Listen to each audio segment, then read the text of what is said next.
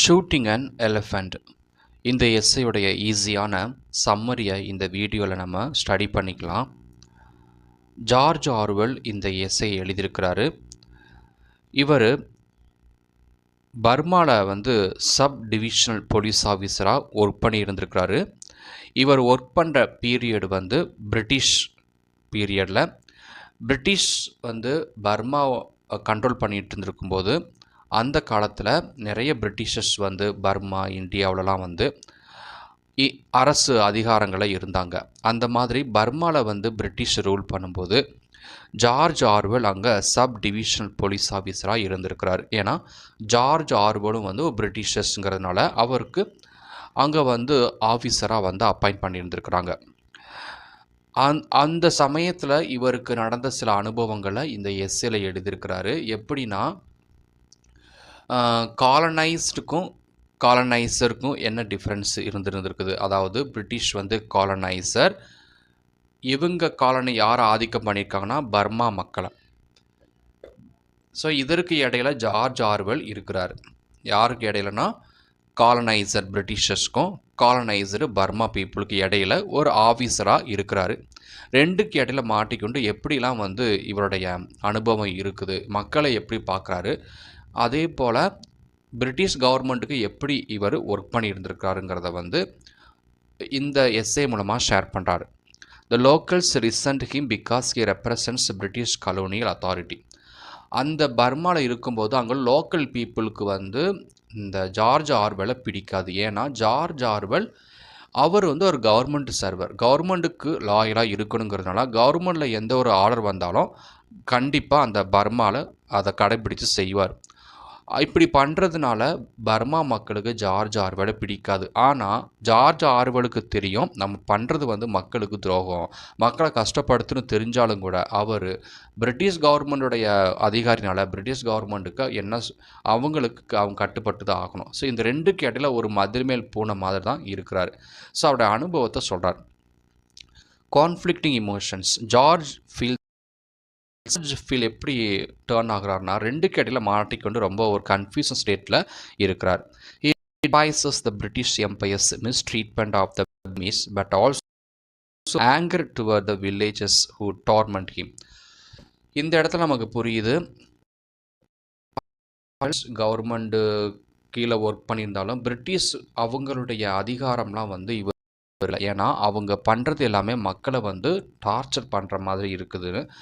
Another side பார்த்தீங்கன்னா மக்களை இவருக்கு பிடிக்கலை. ஏன்னா மக்கள் இவர் மேலே கோபத்தில் இருக்காங்க. ஏன் அவங்க கோபத்தில் இருக்காங்க அப்படின்னா ஜார்ஜ் ஆர்வெல் அந்த மக்களை துன்பப்படுத்துகிறார். அது எங்கேருந்து வருதுன்னா பிரிட்டிஷ் கவர்மெண்ட் இவருக்கு அந்த ஆர்டர் வருது. அதை மக்கள்கிட்ட அப்ளை பண்ணும்போது மக்கள் ஜார்ஜ் ஆர்வெல்கிட்ட தான் கோபத்தை காட்டுறாங்களே தவிர அந்த பிரிட்டிஷ் கவர்மெண்ட் மேலே கோபத்தை காட்டுறது கிடையாது.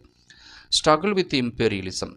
Orwell struggles with a British Empire's power, seeing it as an unbreakable tyranny. At the time he harbors violent thoughts toward the villagers. So British government மேலே என்ன கோபம் இருக்கோ அந்த கோபத்தை எல்லாம் லோக்கல் பீப்புள்கிட்ட காட்டுவார். அந்த பர்மாவில் வாசிக்கக்கூடிய மக்கள்கிட்ட இவர் காட்டுவார். அதனால் மக்கள் எல்லாம் இவர் மேலே கோபத்தில் இருப்பாங்க. Elephant incident. ஸோ இந்த எஸ்ஸையோடைய டைட்டில் பார்த்தீங்கன்னா ஷூட்டிங் அண்ட் எலிஃபண்ட். இப்போ அந்த எலிஃபண்ட் சம்பவம் வருது. A domesticated elephant and starts causing destruction. ஒரு நாள் அந்த ஊரில் ஒரு யானை வந்துருச்சு. அந்த யானை பிடிச்சு பயங்கரமாக அன்கண்ட்ரோலாக இருக்குது. அதனால் பார்க்கக்கூடிய மனிதர், கடைகள், இடங்கள், வீடுகள் எல்லாத்தையும் நாசமாக்குது. The elephant's keeper is far away, so Orwell is called to intervene. இப்போது இந்த எலிஃபண்ட்டை கண்ட்ரோல் பண்ணுறதுக்கு அந்த பாகன் இல்லாததுனால எப்படியாவது இந்த யானையை கண்ட்ரோல் பண்ணணுங்கிறத அந்த அதிகாரத்தை ஜார்ஜ் ஆர்வெல் எடுக்கிறார். ஏன்னா அவர் அங்கே போலீஸ் ஆஃபீஸுங்கிறதுனால அங்கே இந்த மாதிரியான ஒரு சம்பவம் நடக்கும்போது இவர் தான் பொறுப்பு. Confusing reports. Orwell receives conflicting information from locals, making him doubt the situation at first, but then he finds a dead laborer crushed by the elephant. So இவர் அந்த சீனுக்கு போகிற வரைக்குமே, அந்த எலிஃபெண்ட்டை பார்க்குற வரைக்கும் அந்த சம்பவத்தை கேள்விப்பட்டிருக்காரு. பட் நம்பலை. ஒரு எலிஃபெண்ட் இருக்குது, அது ஒருத்தரை கொன்றுச்சு, அங்குள்ள தொழிலாளியை கொன்றுச்சுங்கிற நியூஸை கேள்விப்படுறாரு. பட் நம்பலை. மக்கள் எல்லாம் சொல்கிறாங்க இந்த மாதிரி நடந்துருச்சுன்ட்டு. ஆனால் இப்போ அந்த சம்பவத்துக்கு அந்த இடத்துக்கு பார்த்ததுக்கு அப்புறம் தான் நம்புறாரு அங்கே ஒரு யானை இருக்குது, அந்த யானை வந்து ஒரு தொழிலாளியை கொன்றுச்சு அப்படின்னு. ஜா George Orwell decision. Orwell decides to shoot the elephant, reflecting on the real nature of imperialism and the power dynamics at play. So இந்த இடத்துல தான் வந்து நம்ம எப்படி ஒரு மதில் மேல் இருக்கிற பூனை மாதிரி உணர்றோங்கன்னு நினைக்கிறார். ஏன்னா இம்பீரியலிசம்க்கு இடையிலையும் மக்களுக்கு இடையில மாட்டிக்கொண்டு ஜார்ஜ் ஆர்வெல் ரொம்ப டார்ச்சராக ஃபீல் பண்ணுறார். இதை எப்படி வந்து நம்ம புரிஞ்சுக்கணும்னா இந்த ஷூட்டிங் அண்ட் எலிஃபண்ட் மூலமாக புரிகிறோம். எப்படி வந்து பிரிட்டிஷ் கவர்மெண்ட்டுக்கு இடையிலையும் மக்களுக்கு இடையில மாட்டிக்கொண்டு எப்படி ரொம்ப சங்கடத்தில் உள்ளாகிறாருங்கிறத ஒரு யானையை ஷூட் பண்ணுறது மூலமாக நம்ம புரிஞ்சுக்கிறோம். Gun arrives. Orwell's subordinate brings the gun and locals say the elephant is nearby. இப்போ அவருக்கு அந்த யானையை சுடுறதுக்கு கன்னு கொண்டு வந்துட்டாங்க. இப்போ லோக்கல் பீப்புளும் என்ன சொல்கிறாங்கன்னா யானை எங்கே இருக்குதுன்னு லொக்கேஷனை கண்டுபிடிச்சு ஆர்வெல்கிட்ட சொல்கிறாங்க. Large crowd follows Orwell excited to see the elephant get shot. நிறைய மக்கள் கூட்டிட்டாங்க. எப்படி இந்த ஜார்ஜ் ஆர்வெல் இந்த போலீஸ் ஆஃபீஸர் எலிஃபெண்ட்டை ஷூட் பண்ணுறாருங்கிறத வேடிக்கை பார்க்குறதுக்காக ஜார்ஜ் ஆர்வெல் பின்னாடி ஒரு கூட்டம் போய்கொண்டே இருக்குது. ஜார்ஜ் ஆர்வெல் அந்த யானையுடைய லொக்கேஷன் நோக்கி போயிட்டுருக்காரு. ஸோ மக்களுக்கு இதில் என்ன புரியுதுன்னா மக்களுக்கு வந்து இது ஒரு வேடிக்கை ஆயிடுச்சு. யானையை எப்படி கொல்றாங்கிறத வேடிக்கை. மக்கள் பயங்கரமாக கூட்டிட்டாங்க. ஏன்னா இவர் ஷூட் பண்ணுறாரா இல்லை எப்படி ஷூட் பண்ணுறாருங்கிறதா அவங்களுக்கு பொறுத்த வரைக்கும் இது வந்து ஒரு வேடிக்கை.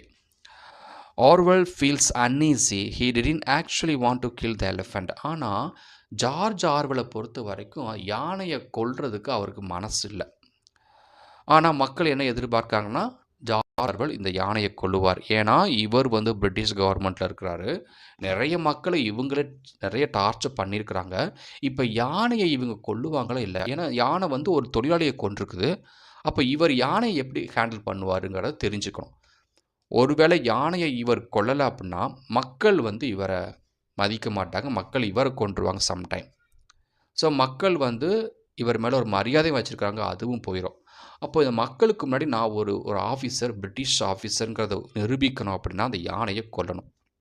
ஆனால் யானையை கொல்றதுக்கு இவருக்கு மனசு இல்லை. Killing seems wrong. Orwell things killing elephant is unnecessary and wasteful. ஏன்னா யானையை கொல்றதுல ஒரு லாபமும் கிடையாது. அவங்களுக்கு தேவை மனிதர்கள் தான். ஆனால் யானையை கொல்றதுல அவருக்கு எந்த ஒரு பெனிஃபிட்டும் கிடையாது. யானை கொல்றது அதோடைய நேச்சர், அவ்வளோதான். ஸோ நான் எடுக்கக்கூடிய அந்த decision of killing the elephant is not useful அப்படின்னு சொல்கிறார். Orwell sees the huge crowd and realises the expect performance. ஆர்வெல் பார்க்குறாரு, அவருக்கு முன்னாடி பயங்கர கூட்டம் கூடிட்டுருக்குது. யானை எப்படி கொல்ல போகிறார் அப்படிங்கிறதுல ரொம்ப எதிர்பார்ப்போடு நிற்கிறாங்க. அதனால் பெரிய ஒரு சம்பவமே நடக்குது. அதெல்லாம் எதிர்பார்த்து கொண்டிருக்கிறாங்க, எப்படி இவர் யானையை கொல்ல போகிறார் அப்படிங்கிறது. Orwell understands that the colonizers lose their freedom too. They must act how the locals expect. இப்போ இந்த இடத்துல ஆர்வெல் வந்து தப்பிக்கவே முடியாது.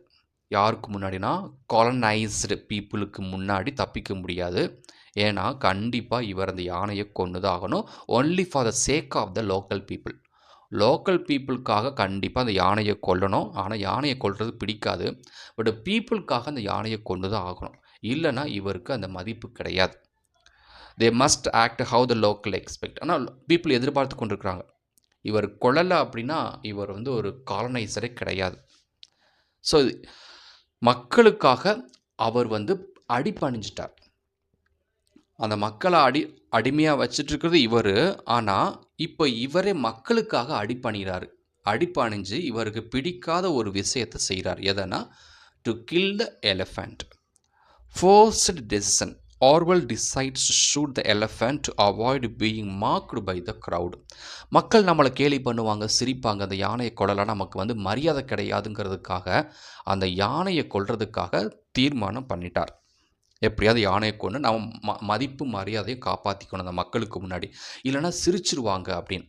ஸோ இப்படி எவ்வளோ பெரிய இம்பீரியலிஸ்டாக இருந்தாலும் மக்களுக்காக இவங்க அந்த நேரத்தில் இவங்க அவங்களுக்காக அடிமையாயிட்டாங்கிறத வந்து அந்த உண்மையான சம்பவத்தை இந்த எஸ்ஏ மூலமாக சொல்கிறார்.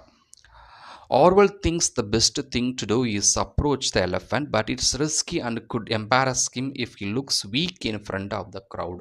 ஏன்னா மக்கள் பார்த்து கொண்டு இருக்கிறாங்க, மக்களுக்கு முன்னாடி ஒரு வீரன் மாதிரி இருக்கணும் யானையை கொல்லும்போது.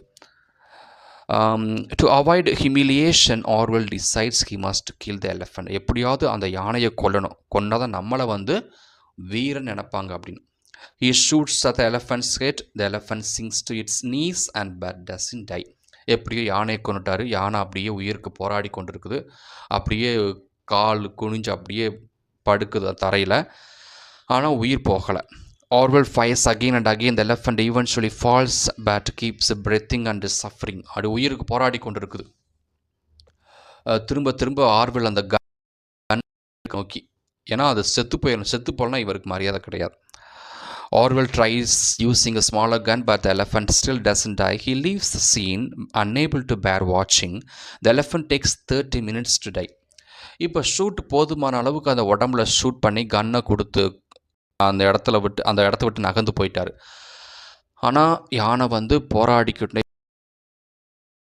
அரை மணி நேரம் கழித்து தான் அந்த யானை இறந்து போகுது. After the elephant dies, villagers striped its body for meat. இறந்து போனதுக்கப்புறம் அந்த மக்கள் எல்லாம் யானையோட தோலை அப்படி உரிக்கிறாங்க. அந்த பாடியிலேருந்து யானை தோலை வந்து அவங்க ஏதோ பயன்படுத்த உரிச்சிட்டாங்க. The elephant's owner is angry but powerless. ஆனால் எலஃபண்ட்டுக்கு இப்போ இறந்து போயிடுச்சு, எலஃபண்ட்டுக்கு ஓனர் இருக்கிறாரு, ஓனருக்கு தெரிஞ்சிருச்சு நான் வளர்த்த யானை இறந்துருச்சு அப்படின்னு. ஆனால் அந்த இடத்துல வந்து அவர் பவர்லெஸ் தான், ஏன்னா அதிகாரம் யார்கிட்ட இருக்கோ அவங்க வந்து யானை கொண்டுட்டாங்க. இப்போ இவர் வந்து அவங்கள கேள்வி கேட்கவே முடியாது. Old British colonised support Orwell. அங்குள்ள ஒரு பிரிட்டிஷ்காரன் என்ன பண்ணார், ஆர்வெலை சப்போர்ட் பண்ணார். ஓகே, நல்ல காரியம் பண்ணியிருக்கிற அப்படின்ட்டு. Younger once things killing the elephant was wrong. ஆனால் யங்காக இருக்கக்கூடிய ஒரு பிரிட்டிஷ் சொல்கிறான், இந்த யானையை நீ கொண்டிருக்கவே கூடாது அப்படின்னு சொல்கிறான். ஸோ பிரிட்டிஷ்காரங்களுக்குள்ளேயும் ஒரு ஆர்கியூமெண்ட் வருது.